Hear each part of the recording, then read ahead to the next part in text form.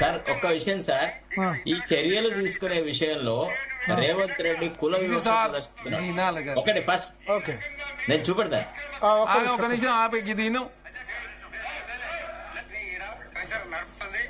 Tirumala metal industry company Raghava crusher కు వాళ్ళ supplying ఉంది కానీ ఇక ఇతర కంపెనీ కానీ ఇతర పొలిటికల్ లీడర్ ఏ ఒక్క లీడర్ వాళ్ళ ఆర్గ్యుమెంట్ కూడా విన్నా.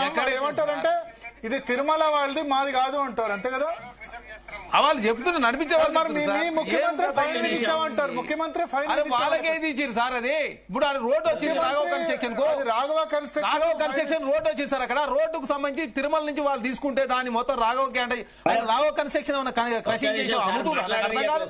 పబ్లిక్ యూటిలైజేషన్ కోసం రోడ్లు ఉన్నప్పుడు ఖచ్చితంగా ప్రభుత్వాలు మట్టి కావచ్చు, అదేవిధంగా స్టోన్ కావచ్చు కల్పించాల్సిన బాధ్యత రోడ్డు వాళ్ళకి సహకరించాలి కదా. దానిలో బాగా హెచ్ఎండికి మేము పన్నులు తెలుస్తున్నామని చెప్పేసి వాళ్ళు చెప్తుంటే దాన్ని తీసుకొచ్చి మంత్రి గారికి ఆపాదించి ఇష్యూని డైవర్ట్ చేసే ప్రయత్నం చేస్తే ఎట్లా? తెలంగాణ రాష్ట్రంలో ఇష్యూసే లేనట్టు కాంగ్రెస్ పార్టీ మేమంతా ప్రజా సమస్యలను మాట్లాడదాం, ప్రజా సమస్యలు పరిష్కరిద్దాం.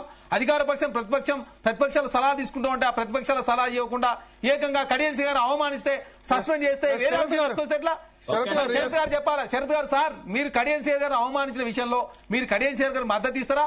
దళితులు అంటే శరత్ గారికి మరి ఎంత ప్రేమ ఉందో తెలుస్తుంది. ఇప్పుడే చెప్తాను సార్. ఒక్క విషయం సార్, నేను టాపిక్ వైజ్ గా మాట్లాడతాను. ఫస్ట్ పాయింట్, ఇప్పుడు చరణ్ అంతే సార్, 4 minutes కూడా 3 నిమిషాలే కరెక్ట్. ఇప్పుడు చరణ్ కౌశిక్ గారు ఏమన్నారు? 45 ఏళ్ల సుదీర్ఘ రాజకీయ జీవితం కడియం శ్రీహరి అన్నాడు. కడియం శ్రీహరి నియోజకవర్గంలోకి పోయి రేవంత్ రెడ్డి ఏం మాట్లాడినాడు? పోనీ రాష్ట్ర శాసనసభలో, ఇదే శాసనసభలో రేవంత్ రెడ్డిని కడియం శ్రీహరి నువ్వు మొగతనం అని బాగా అన్నావు కదా, నీ మొగతనం ఏదో పార్లమెంట్ ఎన్నికల్లో చూపెట్టుకోండి అన్నారు. వీళ్ళ పార్టీలో చేరంగానే కడియం శ్రీహరి గంగిగోవైనాడా? రెండోది, కడియం శ్రీహరి కూతురు తప్ప మీకు దళితులలో ఏ అభ్యర్థి దొరకలేదా వరంగల్ సీట్ ఇవ్వడానికి? ఫస్ట్ ప్రశ్న. రెండోది, సరే ఇప్పుడు పల్లా రాజేశ్వర్ రెడ్డి, మల్లారెడ్డి రకరకాల వ్యవహారాలు చేసినారు, వాళ్ళంతా అక్రమంగా చేసినారు అన్నాడు. చర్యలు తీసుకోవడానికి ఎవడాపినాడు? ఎందుకు పోయి మల్లారెడ్డి ఇంటికి పోయినాడు? పోయి చిన్న పోరగాళ్లతో తలకాయ కాళ్లకు దండాలు పెట్టించుకున్నాడు, కౌగులించుకున్నాడు, వాళ్ళని వదిలెట్టినాడు. తర్వాత పల్ల రాజేశ్వరి జోలికి ఎందుకు పోతున్నాడు? అది కాదండి, వెంకటరామరెడ్డి రాజపుష్ప గురించి తర్వాత రకరకాల విమర్శలు చేసినాడు ముఖ్యమంత్రి. సిబిఐ దాకా పోయి అతను కంప్లైంట్లు ఇచ్చినాడు. ఎందుకు చర్యలు తీసుకోలేదు? వాళ్ళ కులపోళ్ళు కాబట్టి చర్యలు తీసుకోలేదు. అదే అక్కినేని నాగార్జునది ఒక సండే నాడు సరే ఎట్లా కూలగొట్టినారంటే, కనీసం అక్కడ పనిచేస్తున్న ఎంప్లాయీస్ కూడా మరి వీళ్లకు ఇంతమందికి జీవనోపాధి కోల్పోతారు, వీళ్లకు కోర్టుకు కూడా పోయే అవకాశం ఇవ్వకుండా ఆ రకంగా చేసినామని హైడ్రా కమిషనర్ రంగనాథ్ చెప్పినారు. నేను అడిగేది ఏంటంటే, వీళ్ళు రకరకాల రాజకీయాలు చేస్తున్నారు. నేనేమంటాను, అసెంబ్లీలో శాసనసభ్యులు అన్రూలీ బిహేవియర్ నేను సమర్థించట్లేదు. అల్లరి చేసిన వాళ్ళు ఎవరు? కేటీఆర్, హరీష్ రావు, ఒకళ్ళిద్దరు. మొత్తం బీఆర్ఎస్ సభ్యులు ఎందుకు తీసిపారేసినారు? ఈ 3-4 ఏరి కోరి తీసి వెల్లోకి వచ్చారు. అంటే కౌశిక్ రెడ్డి చేశారు, వెల్లో ఉన్నారు, అందరు వెల్లో ఉన్నారు ఆల్మోస్ట్. సార్ వెల్లోకి అందరూ వస్తున్నారు సార్. ఇప్పుడు రాహుల్ గాంధీ పోయి వెల్లోనే కూర్చున్నారు మొన్న అక్కడ లోక్సభలో. ఏడ కూర్చున్నారు సార్? బాగా అసలు ఇంకో విషయం చెప్పన్నా, పార్లమెంట్ స్టెప్స్ మీద కూర్చొని మిర్చి బజ్జీలు తిన్నాడు ప్రతిపక్ష నాయకుడు. ఏం మాట్లాడుతున్నారండి? వీళ్ళ నాయకులు వీళ్ళ ప్రవర్తన ఏం బాగుందని చెప్పి వీళ్ళు మార్గదర్శకత్వం వహిస్తారండి. ఒక విదేశీ ప్రతినిధులతోని ఈ దేశంలో ఒక గొప్ప ఇంటర్నేషనల్ కాన్ఫరెన్స్ జరిగితే బట్టలు విడిచిపోయి డ్యాన్సులు చేసిన కాంగ్రెస్ నాయకులకు పార్లమెంటరీ సాంప్రదాయాల గురించి మాట్లాడే హక్కు ఉందా? మీరు ఈ ప్రశ్న వేయాలి వాళ్ళను. వాళ్ళు మాట్లాడారు. చరణ్ కౌశిక్ ఎంతసేపు వ్యక్తుల మీద అటాక్ చేస్తున్నాడు. అట్లా కాదు. మిమ్మల్ని ఎవడాపినాడు చర్యలు తీసుకోవడానికి? 2.5 సంవత్సరాల కాలం ఎందుకు పట్టేది మీకు? మీరు మల్లారెడ్డి తప్పులు చేశాడు, పల్లా రాజేశ్వర రెడ్డి తప్పు చేశాడు, ఇంకెవడో బొందగాడు చేశాడు, వెంకటరామరెడ్డి చేసినాడు, అందరూ చేసినారు. మరి మీరు అన్నారు ఔటర్ రింగ్ రోడ్ ను పల్లీలకు బఠానీలకు అమ్మినారు అని. మీరే కదా రాష్ట్ర శాసనసభ ఎన్నికల్లో మాట్లాడినారు. వచ్చిన తర్వాత ఎందుకు చర్యలు తీసుకోలేదు? మీరు మళ్ళా వాళ్ళతో లాలుచి పడ్డారు. అదే మెగా కృష్ణారెడ్డి గురించి అన్ని మాటలు మాట్లాడిన వాళ్ళు మెగా కృష్ణారెడ్డికి అన్ని కార్యక్రమాలు ఎందుకు అప్పగిస్తున్నారు?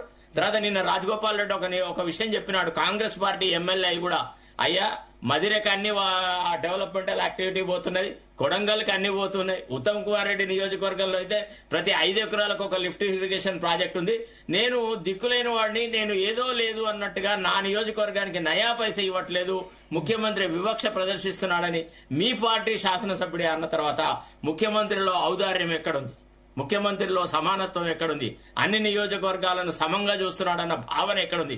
తర్వాత బీజేపీని అసలు మాట్లాడకుండా బీజేపీ అనేటువంటి పక్షానికి ఏ మాత్రం ప్రాధాన్యత లేకుండా చేస్తున్నాడు. అందరి ప్రతిపక్షాలను ఒక రకంగా చూడాలి కదా, ఎందుకు చూడట్లేదు? ఆ ప్రశ్నలకు సమాధానం ఆయన ఏం చెప్తాడా? కడియం శ్రీహరి దళితుడు దళితుడు అని పదే పదే అంటున్నాడు కదా. ఇదే రేవంత్ రెడ్డి ఏమన్నాడు? దళితులకు అవకాశాలు ఏవి రాకుండా చేసి సర్వనాశం చేసినాడు, రాజయ్యకు అన్యాయం చేసినాడు కడియం శ్రీహరి అని పోయి అక్కడ స్టేషన్ గన్పూర్ లో మాట్లాడి వచ్చినాడు. మాట్లాడినాడా లేదా? దానం నాగేందర్ ఏమన్నాడు? దివాంచి బార్ ముందట బీడీలు అమ్ముకునేటోడు అన్నాడు. ఇవాళ ఎట్లా వీళ్ళు సేక్రెడ్ కౌస్ అయినారండి? మీరు రాజకీయ అవకాశవాదానికి ప్రతీకలు కాంగ్రెస్. వీళ్ళు మాట్లాడడానికి లేదు. ధర్నా చౌక్ ను మేము ఓపెన్ చేసినాడు, చాలా పొరపాటు.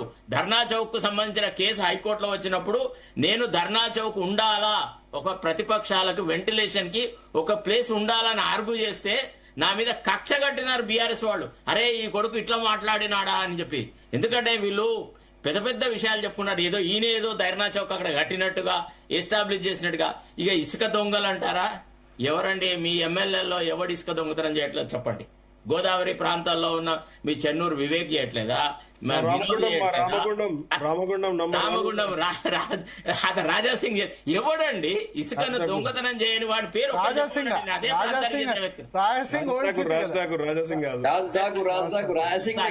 Sorry Raj Thakur, sorry I stand corrected. ఎవడండి ఇవాళ ఇసుకే మేజర్ గా ప్రధానంగా వీళ్లకు ఆర్థిక వనరైంది. అందరికీ అంతే, అన్ని పార్టీలు. ఎక్కడ సార్ ఇసుక ఆన్లైన్ లో దొరుకుతుంది సార్, మీరు ఒకసారి చెక్ చేసుకోండి సార్. నాకు అర్థం కాదు, ఇసుక దొంగతనం చేసారు. ఎక్కడ చేసినా 48 బజార్ల 45 దిక్కుల నుంచి హైదరాబాద్ కి 8 హైదరాబాద్ లో స్టాల్ ఏర్పాటు చేసి చెప్పి మాట్లాడితే ఎట్లయితుంది సార్? ఇక్కడ దయచేసి చెప్పండి సంగప్ప గారు. ఇప్పుడు స్పీకర్ ని మేము రిక్వెస్ట్ చేసి నీకు కూడా సభ